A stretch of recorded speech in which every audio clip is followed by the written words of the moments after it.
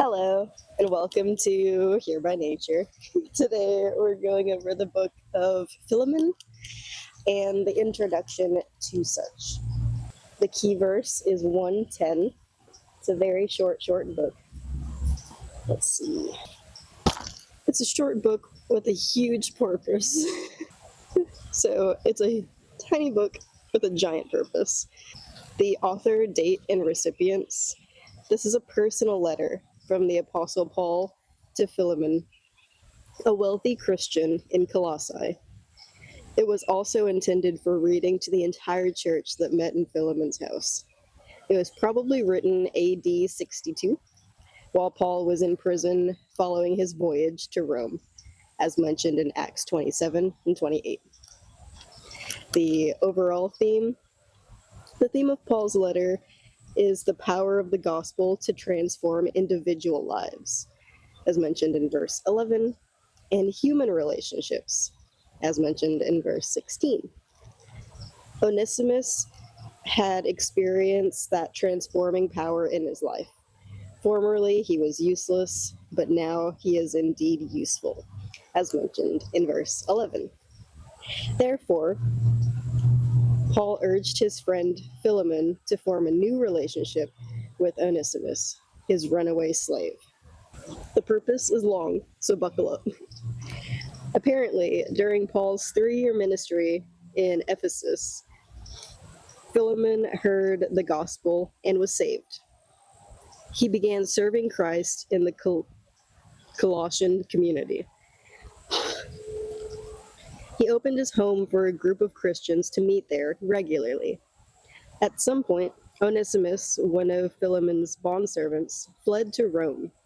Before he left, he possibly had stolen money or property from Philemon. While in Rome, Onesimus came into contact with Paul and became a Christian. As he grew in Christ, he was a great help to Paul during Paul's imprisonment. As much as Paul would like to have retained the services of Onesimus, Paul knew that his wrongdoing against his master, Philemon, needed to be addressed.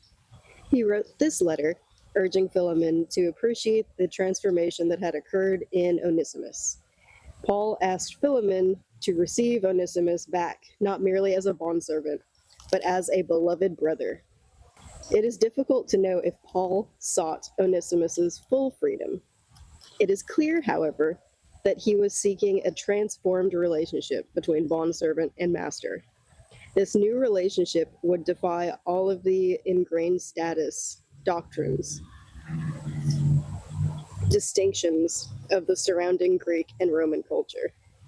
It would have been difficult for the kind of servitude practiced by Rome to survive in the atmosphere of Christian love exemplified by this letter. On first-century forms of servitude, see the English Standard Version preface on page 17 of the Study Bible. This simplified letter is in the form of letters that people ordinarily write, in contrast to the more stylized and literary 5-part of most New Testament epistles. This letter is a masterpiece of persuasion, as Paul seeks a favorable reception for the returning bondservant, where normally one might expect the master to be vindictive. Paul's strategy follows that prescribed by Greek and Roman rhetoricians of the day. Begin by building rapport and goodwill with the audience, verses 4 to 10. Then lay out the facts in a way that will convince the mind or intellect, verses 11 to 19. And finally, appeal to the emotions of the audience, 20 to 21. There are two key themes to the entire book. Reconciliation is the theme of this letter. Onesimus is reconciled to God. He is in the process of being reconciled to a fellow believer. The basis for Paul's appeal to Philemon is the supreme Christian virtue of love. Paul praises Philemon for the love he has shown, not just to him, but to all believers in that area. And the key verse is 110, which reads, I appeal to you for my child Onesimus, whose father I became in my imprisonment. The first key takeaway is that the gospel creates new family. Paul calls Onesimus my child. Through the gospel, a runaway slave becomes spiritual family. The book of Philemon is not ultimately about slavery. It is about transformation through Christ that redefines identity and belonging. Paul frames his appeal relationally, not legally. Onesimus is no longer merely property or a problem. He is family in Christ. The journal prompts for the first key takeaway are: do I truly see my fellow believers as spiritual family or just acquaintances? How has the gospel reshaped the way I view people with complicated pasts? Is there someone I struggle to see as a brother or sister in Christ? The second key takeaway is spiritual leadership is rooted in love, not control. Paul appeals rather than commands.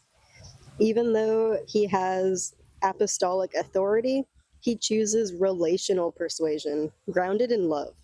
This reflects the character of Christ, leadership that invites transformation rather than forces compliance.